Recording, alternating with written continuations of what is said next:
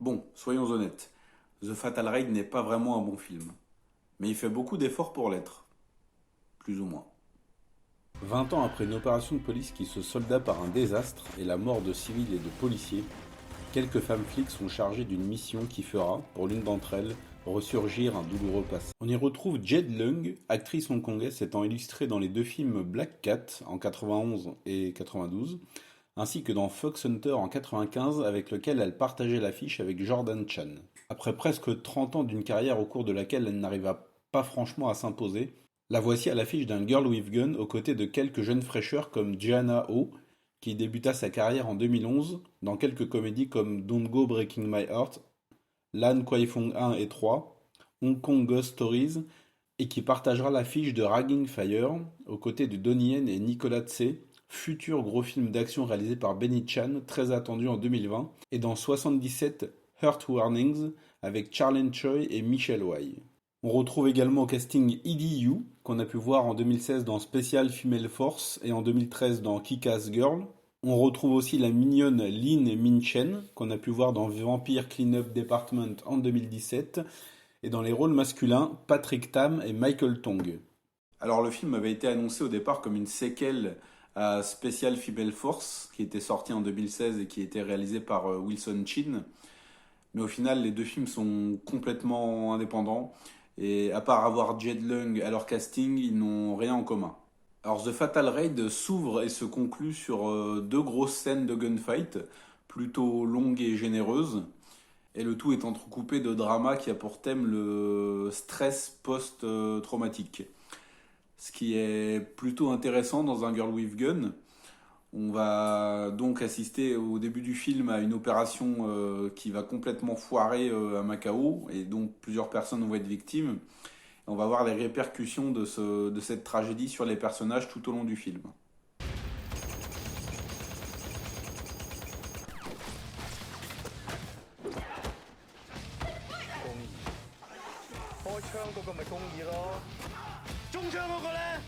On va avoir certaines bonnes relations entre les personnages, notamment entre deux femmes flics qui vont passer leur temps à s'envoyer des vannes.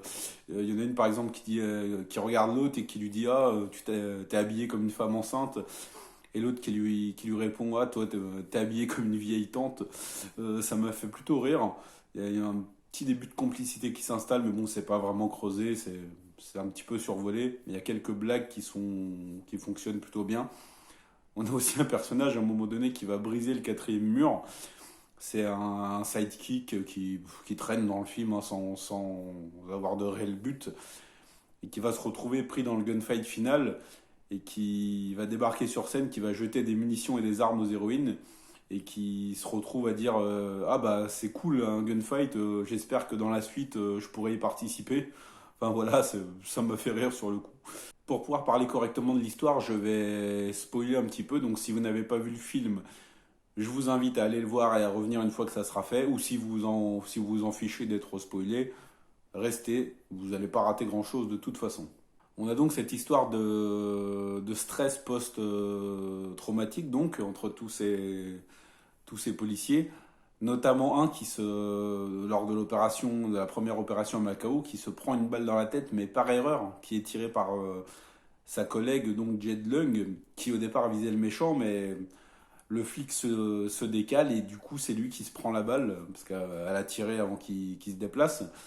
Et du coup il passe 20 ans complètement traumatisé et il nourrit un espèce de désir de vengeance, mais j'ai pas trouvé ça super intelligent parce que c'est une erreur quoi, c'est une erreur humaine, c'est la faute de personne quoi. Ils ont été pris dans un gunfight et le fait que le flic devienne un psychopathe parce qu'il s'est pris une balle dans la tête par erreur, d'autant plus que ça n'a pas spécialement l'air de lui avoir pourri la vie. Le mec est capable de parler, de marcher correctement, de se battre et tout, donc il a l'air de plutôt bien vivre avec sa balle dans la tête. Je comprends même pas comment il peut considérer ça comme une trahison de la part de Jed Lung, puisque c'est une maladresse humaine, quoi. Donc le scénario se bâtit autour de ce postulat que je trouve erroné. Donc on va avoir aussi son collègue, qui est victime lui aussi de stress post-traumatique, mais lui c'est un petit peu plus justifié, et qui va lui aussi donc joindre le côté obscur de la force et qui va essayer d'abattre Jed Lung et toutes les autres femmes flics. Et lui, c'est un peu plus compréhensible parce qu'il a sa femme qui est hospitalisée, qui est malade. Et je trouve les motivations des héros vraiment bancales et maladroites, puisqu'on se base donc sur une erreur humaine, sur quelque chose d'involontaire, quoi. Donc je trouve que ça biaise complètement dans le message du film, même si, comme je l'ai dit, le message du stress post-traumatique est plutôt intéressant, pas super bien traité, mais plutôt intéressant. Ça donne lieu à quelques scènes plutôt sympathiques. Mais voilà, je trouve que le scénario se construit sur une base foireuse et c'est dommage parce que le film aurait pu être bien plus intéressant s'il avait été, si les motivations des méchants avaient été plus justifiées, quoi. Niveau réalisation, c'est pas non plus la folie. Bon, les combats sont pas très bien filmés. En plus, sont pas franchement ils sont même pas du tout chorégraphiés. On va avoir un petit fight dans une chambre d'hôtel qui fait illusion vaguement. Mais tout ce qui est corps à corps, c'est pas très bien réalisé. C'est un petit peu brouillon, c'est dommage. Les gunfights ont un peu plus de gueule. Comme je l'ai dit, sont plutôt généreux. Et malgré ces imperfections, le film se suit plutôt bien, plutôt correctement. Même si, comme je l'ai dit, niveau réalisation, ça pêche un petit peu. Le film se déroule à Macao et on n'a aucune image satisfaisante de cette belle ville. On a deux trois plans d'ensemble de quelques secondes voilà, quand ils sont pris pour illustrer, mais le tout se passe dans des petites ruelles ou sur des morceaux de route complètement lambda. Franchement, c'est super dommage quand on connaît la beauté de ce Las Vegas asiatique, hein, comme on l'appelle. Bref, les décors sont vraiment sous-exploités. Après, je me doute bien qu'ils n'avaient pas de budget, un budget faramineux pour faire des plans magnifiques. Puisqu'on parle de budget, les effets spéciaux sont franchement à la ramasse aussi. On a deux trois explosions qui sont franchement, voilà, bah, tu sens énormément les effets digitaux.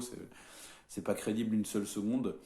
On a aussi une scène où tu as Jed Lung au milieu d'une route qui va se faire percuter par une voiture et je me suis repassé la scène 4-5 fois parce que j'arrive pas à comprendre comment le plan est construit. Tu vois Jed Lung décoller, tu vois la voiture qui la cogne, mais il y a un gros défaut de montage ou de trucage parce que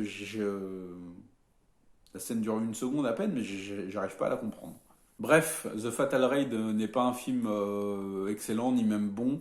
C'est du aussitôt vu, aussitôt oublié, et c'est dommage parce que les bases du récit auraient pu être bien plus intéressantes si le tout avait été traité correctement. Ce n'est pas un film que je vous conseille. Si vous l'avez déjà vu, bah dites-moi ce que vous en avez pensé. Si vous projetez de le voir, allez-y, vous me ferez un retour, mais je pense que vous soyez franchement captivé. C'est déjà la fin de la vidéo, j'espère qu'elle vous a plu.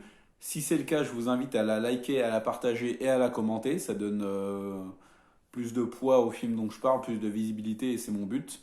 Si mon contenu vous plaît, je vous invite à vous abonner et à activer les notifications pour être prévenu dès que je propose un nouveau contenu sur la chaîne. Et voilà, c'est déjà tout pour moi. Je vais vous laisser en vous souhaitant une bonne journée et n'oubliez pas, regardez du cinéma asiatique parce que vous savez que ça déchire. A plus.